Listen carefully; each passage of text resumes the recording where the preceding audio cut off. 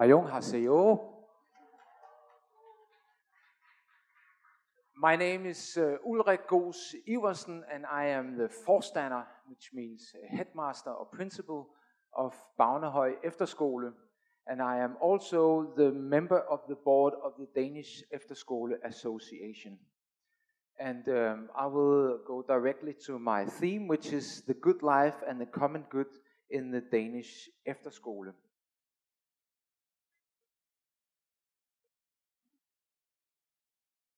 Now, the concept of school stems from the Greek word skole, which means free time. Free time. When I tell this to my students, they tend to laugh out loud, because all of their life they have learned that school is parallel to the working time of their parents. Your school is like my work, the parents will have told them. And if they one day told their parents that they were not happy about going to school today, the parents would reply, "And what do you think my boss would think if I called him up and told him I did not feel like going to school today or going to work today?" But actually, in its original Greek sense, school is the opposite of work. School is the pleasureful meaning of life, or the meaningful pleasure of life. The time you devote yourself to the interested and engaged self-development, and thereby coming closer to the acknowledgement of truth, justice, and beauty. The students do not recognize such a picture of education. Instead, they experience school as being based on utility, tests, effectivity, optimization, and learning to them is the effective acquirement of very specific, useful competences that can be tested and set to work in a career that they hope to pursue. If they could, they would put their books under their pillows at night, and then the knowledge could silently seep into their minds. To them, school is hard work, and except for a few classes, they would rather not go if they had the choice.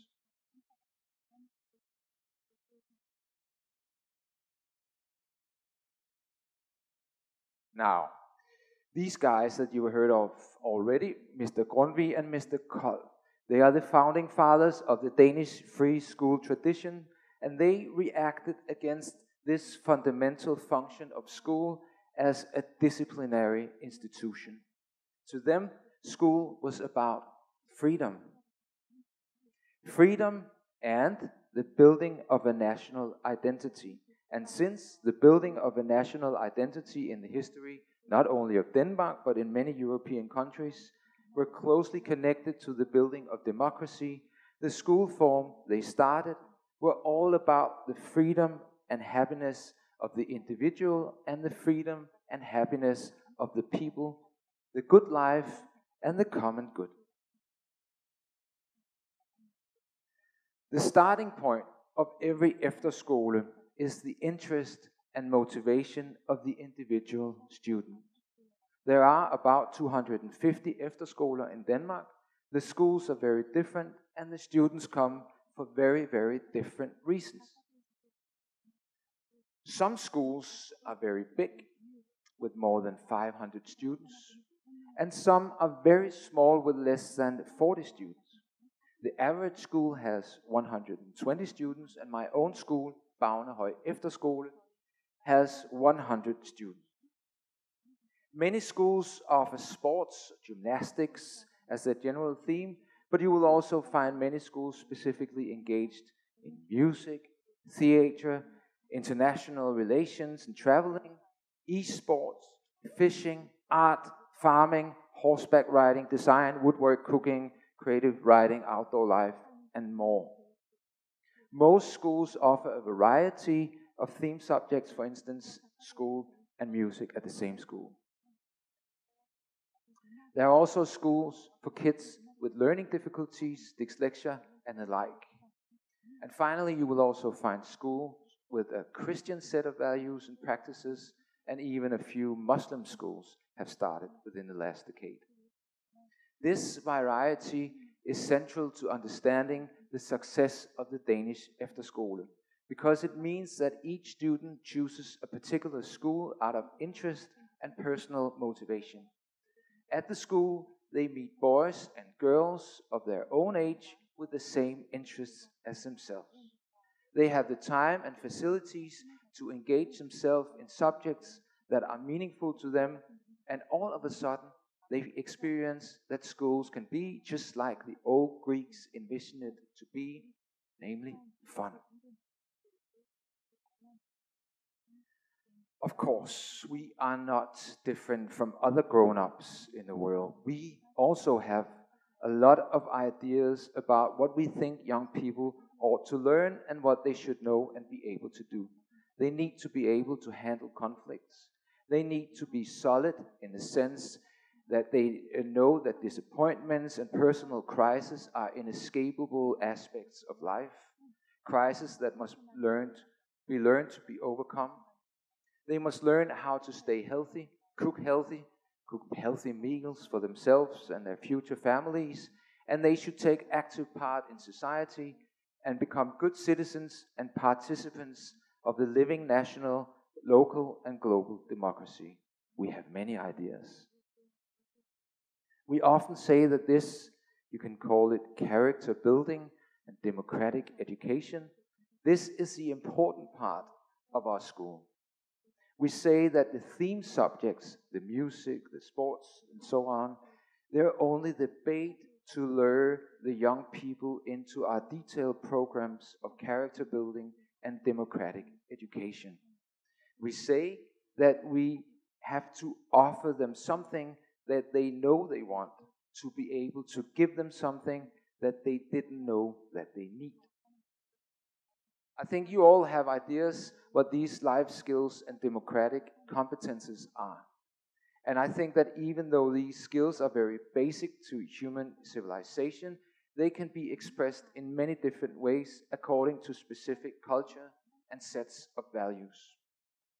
One common feature that Mr. O has helped us to put a focus on is the happiness of our youth, the idea that going to school should be something that makes you happy, not only in your distant future, but here and now, and that's a good starting place.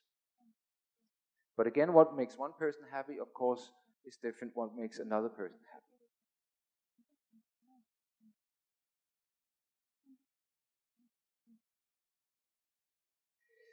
What all young people seek and long for is a secure place in a strong community of peers. They all want good friends. They want someone they can rely upon, and they want to be relied upon themselves. But they do not necessarily have a very deep or mature understanding of friendship. But I cannot teach them by telling them what friendship is. They have to experience it themselves and experience the collapse of friendships and be surprised that those you make friendships with are sometimes very different from the ones with whom you expected to become friends. There must be a certain degree of mysteriousness to a year at an Efterskole. The students, and perhaps especially the parents, very often come with very fixed and strong expectation. So the first thing that we need to teach them is to be open to the unexpected. Both the students and the parents, be open to the unexpected. They come to Efterskole and they're very motivated to become the new Song Yun Min.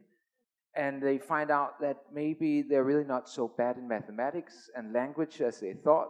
And what they really become is not a professional football player, but a better version of themselves, a version of themselves more true to their own values and the visions of life that they brought with them already on a deeper level. I always tell my students that we have only two subjects at our school, the common good and the good life.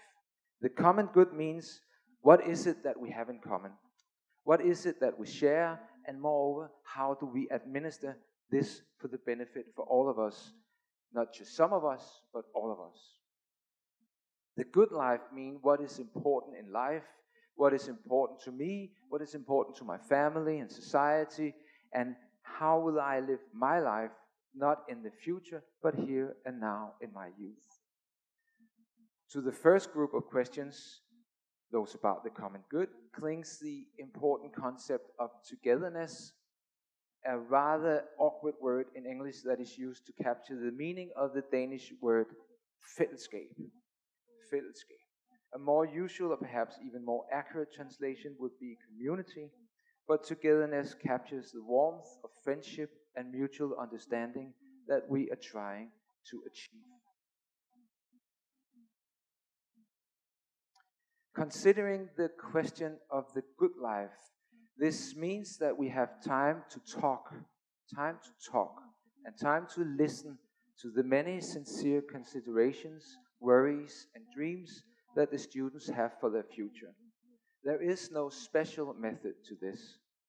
It's all about listening and trying to be the reasonable grown-up as we are listening. There is nevertheless a way of making the good life a general school subject, namely through the sharpened focus on character building. Character building does not mean building a character to the taste of us, the grown-ups. That would be manipulation and violation of the integrity and independence of the individual human being that all of us students are. Character building means creating space for the realization of the identity of the individual student, creating a space where they can realize their own identity.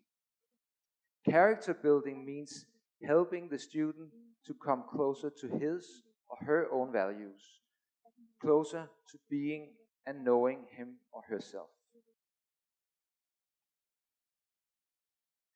The interconnectedness of identity and community, character building and togetherness is clearly expressed by one of my students who in a survey last June answered the following. He said this: I think what's most important is that you were never alone at the Efterskole. You cannot hide yourself. It may be that you have hidden your identity to yourself all of your life, but when you live so closely with others and are unable to keep up facades, you realize how you are yourself and how others are. We get to know each other. I hope that these brief remarks to have drawn a picture of some of the essential ideas of the Danish Efterskole, ideas that are obviously expressed very different at the very different 250 Efterskoler in Denmark. Kamsahamnida.